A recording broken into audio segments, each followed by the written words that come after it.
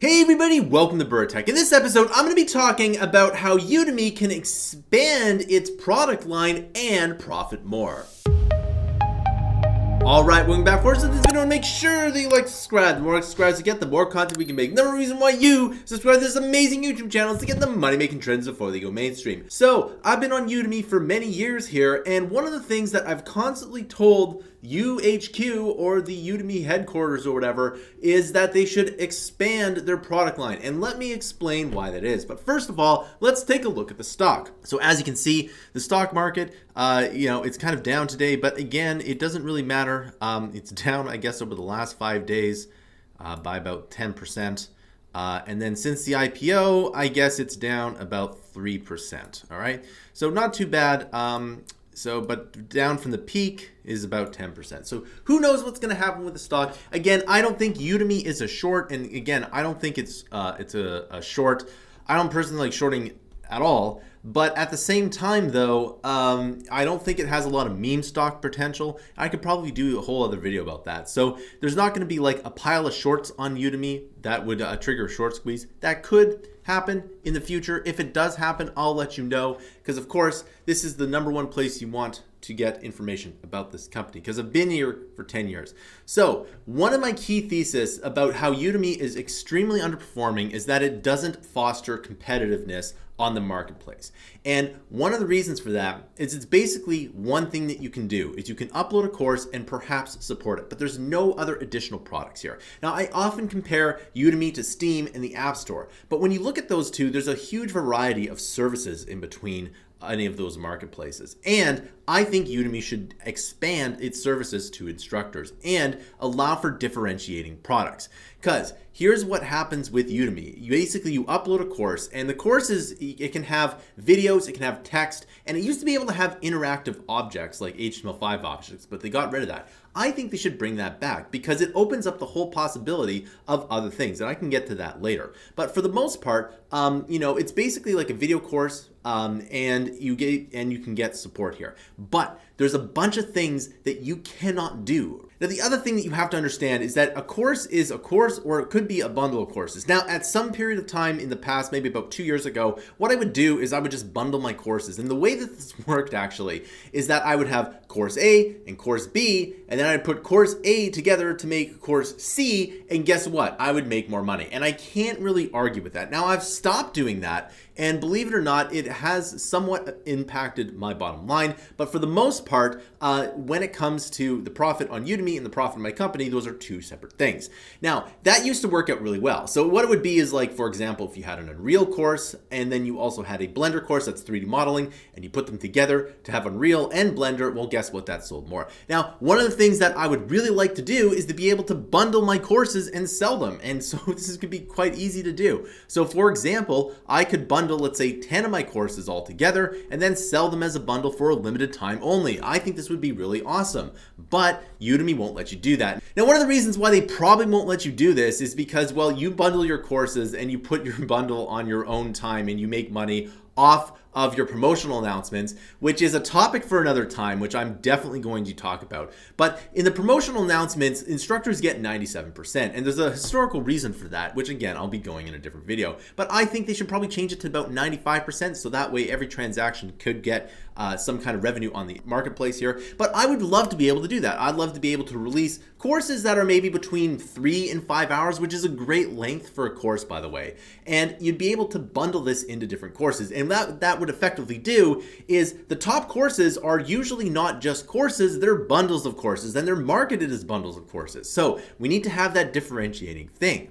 Now, another thing that we can do with this is that we can put in hard caps of limit on hours. Maybe a course can only be about 10 hours long, right? And you get 10 hours long, but you can bundle multiple courses again and again for a discounted price. And I think you'd be able to make more money with this. Now, that doesn't mean that the marketplace revenue will go down. Everything that I'm doing, I'm saying to you, the investor, or anyone who wants to get a part of Udemy, is that this is something that I do outside of Udemy and I see great success with, right? And the fact that I can't do this on my marketplace, and the fact that I can't scale my company to a $10 or $20 million company on the Udemy marketplace is probably the number one reason why this stock might go down in the future. Again, I don't actually know, and I don't want it to go down. Of course, I'm a big supporter of Udemy, hence why I'm making all these videos. But nevertheless, that would be one product that I would like to do. Now, the other product that I would really like to do and add onto Udemy is extra support. Now,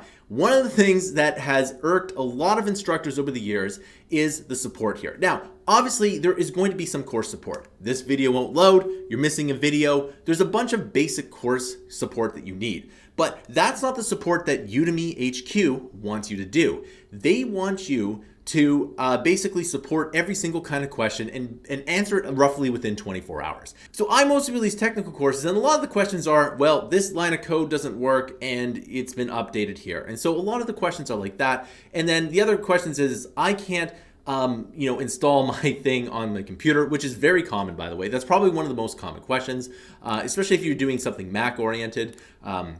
A lot of people buy the Mac course, for example, Xcode, or making iPhone apps, and they have a PC. Well, you can't really do that. Number one thing that I get asked year over year over year. But there's a lot of other courses, like business courses, where they have like a business problem. It's like, I wanted to start this hot dog stand or whatever, and I had all these problems here. And you also get those in the technical courses. Now, obviously, there should be some course support in there, so all these questions should be answered. But what really drains your time as an instructor is someone writing maybe 2 or 3 pages. Well, maybe that's a little extreme, but maybe like a few paragraphs. And the question would be like, I wanted to make this game, and this game has all these different features, and I need to know how to do it, right? And if you don't answer that question in a very succinct way, or if you're like, or if you say something like, that's outside the scope of this course, that person gives you a 1-star review. And I'm not sure how these big instructors deal with that, or how Udemy deals with that as well, but that's been my case here. So, support really does drain a lot of your income here. And when I did that video, which you can probably see up here, where I broke down what the top instructors basically made, a lot of that is probably going to support. Now, in the past, a lot of support has been going to unpaid TAs, which again, I guess from the business case makes a lot of sense, but that is clearly not sustainable. You're going to have to pay someone, especially now when there's labor shortages. So you're going to have to pay someone eventually, and that eats into your bottom line. So what I would recommend, and what I've recommended Udemy do, is like there's a 72-hour window for regular support, and you can pay a subscription to your to that particular person to get paid support. And I think this would be really good. And this is not something that is completely revolutionary. I'm not a genius for thinking of this one thing. That's literally what other companies do. Scalable companies do. It's like, hey, you want the premium support? Well, you can pay an extra $19.99 a month, because guess what? Support costs money. And if I could do that, and if I maybe had 2 different levels, like, I don't know, $19.99 a month or $29.99 a month, that would, have different levels. Like I could message you in 24 hours, or I could message you, within, we can have a live chat or whatever for like $50 a month or whatever, or $50 a session, right? I think that would be good, because the whole point of the marketplace is that Udemy captures all the revenue and all the interactions that happen on the marketplace. And right now, there's not enough product differentiation on the marketplace to capture a lot here. And there could be so much more. And I would really like to do this. But the thing is that what they're trying to do, and again, I don't think this is the right way to do it, is that they are trying to make a marketplace where they basically farm the content for their personal subscription and their Udemy for business. And I, again, don't think this is a good idea, because what I'm suggesting is that if you have a bunch of companies that make like games for Steam or apps for the App Store, you're going to have a much more booming marketplace. And as a result, you can see that this works on the App Store and Steam. Well, it should work on Udemy as well. And again, I'm saying this from a person who's sold over 1 million courses on multiple different websites and has made millions of dollars in the business. And the real tragedy here is that even though I've made millions of dollars, I should have made tens of millions of dollars at this point. Because again, if Udemy worked a different way, then it could it would definitely help me out. And the reason for this, well, again, I could probably go in the reason for that for another video. I do a lot of stuff on my own, but a lot of things have happened over the last 5 years. And one thing I should also mention is that, you know, when I first started in 2011, no one knew what was going on, right? Like, no one knew how to make a good course, and this was all new for Udemy and me and, well, basically everyone. And even something as 5 years ago, like in 2016, things were still new and being developed. But the industry has matured, Udemy has matured, and there's a clear path forward. And that clear path forward I've been telling to do for 5 years now. And if they had done that, I would have been in a probably much better situation, because Udemy is much like the App Store. It's like, if I want to make software, specifically mobile software, well, there's one place to go, the App Store. And if I want to make courses, there should be one place to go, which is Udemy. But they've actually dropped the ball where there's multiple different options now. And again, if they were just the place that everybody went for online courses, well, then that would be a great business concept. That's what it should be. But instead, they're selling subscriptions. Now, speaking of subscriptions, the one thing I really want to do is be able to sell my own subscription to my own course on Udemy. And I cannot do this. So I cannot say, for example, for $19.99, you can get access to all of my content, right? And this is something that should happen, but it competes with their goals of adding in a personal subscription. And again, I don't think this is the right decision, because on the App Store, if I want to, let's say, add in a subscription to my app, and if I have an app that has a bunch of games, and oh, by the way, in the App Store, you can actually set up bundles too, right? Again, when I talk about bundles, it's not something that I'm thinking that's brilliant. I just took what one of the leaders of business are doing, which makes them a lot of money, right? You know, so I'm just basically applying, you know, the logic around that a $1 trillion company like Apple is putting towards their app store, and just basically putting it to Udemy, and it would work because, again, this is what I see outside of Udemy. This is how I make a lot of money outside of Udemy. So this is just something that I want to say here. But going back to the subscription, you know, I can sell a subscription on Apple or, you know, Google Play.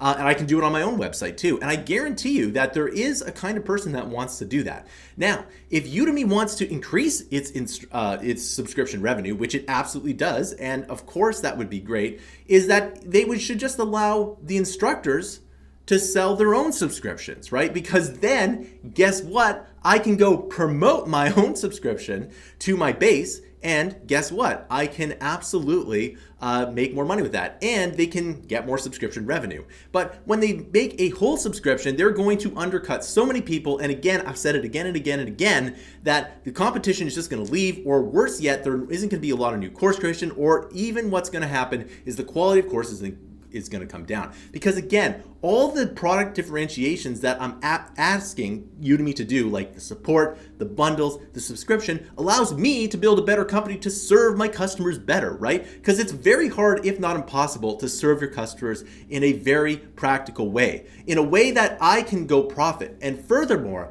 I can't go to a VC firm and say, look, I'd like to at least put my courses on Udemy and see what happens. They would laugh you out of the room if you did that. And that's something that is something that can happen, and it shouldn't be, because, well, Udemy should be able to get a cut of all of the interactions of the marketplace, and there should be more product differentiation. Now, another thing which is a little bit more esoteric is that I can't necessarily take an ed tech like idea here, because EdTech is also pretty new, and then move it onto Udemy here, right? So my company is developing a bunch of EdTech here, and let's say I wanted to put my EdTech that has HTML5 that is really good, that helps student learns, and I could put that onto Udemy. I cannot do that. I can put it onto Teachable, and what I could do is I could maybe make that EdTech service available for everyone. So this is what really grinds my gears. So let's say I came up with a solution here, and that solution made students learn more and faster, and, you know, basically every instructor would want it, right? Well, that sounds like a complete win, right? Not only do I get to make money off the platform, my software as a service, which is probably going to be a subscription,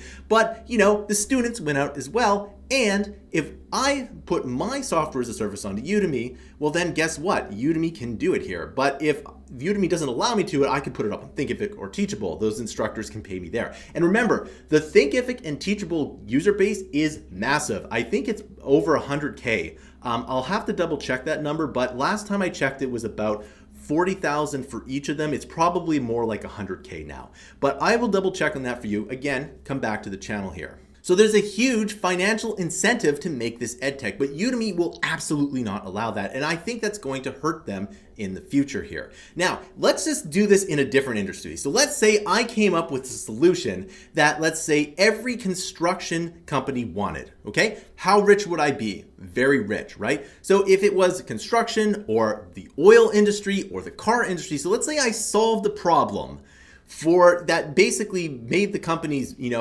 produce their products better and faster, and the customers liked it. Well, guess what? I would become rich, but I cannot do that much in edtech because outside the scope of this video, the education industry and this e-learning industry doesn't really talk to one another, but there could be so much more collaboration and there could be so much more synergy in between the companies. Just like, again, not even my genius here, just like other companies. I'm just looking at a different industry and saying, hey, look, that industry is much better set up than the e-learning industry. And part of the reason is the Udemy marketplace is the way it is. That's why I'm making these videos, because it's a big thing. It's a big part of the puzzle. You cannot talk about e-learning without talking about Udemy. So if Udemy did everything that I was telling them to do, I think in 2 or 3 years, the e-learning industry as a whole would be a lot better and there would be a lot more people going into e-learning and edtech, and I think that's a really good thing. But Udemy just wants to sell their personal subscription and just call it a day. So I should probably do a whole other video about Udemy not supporting edtech, and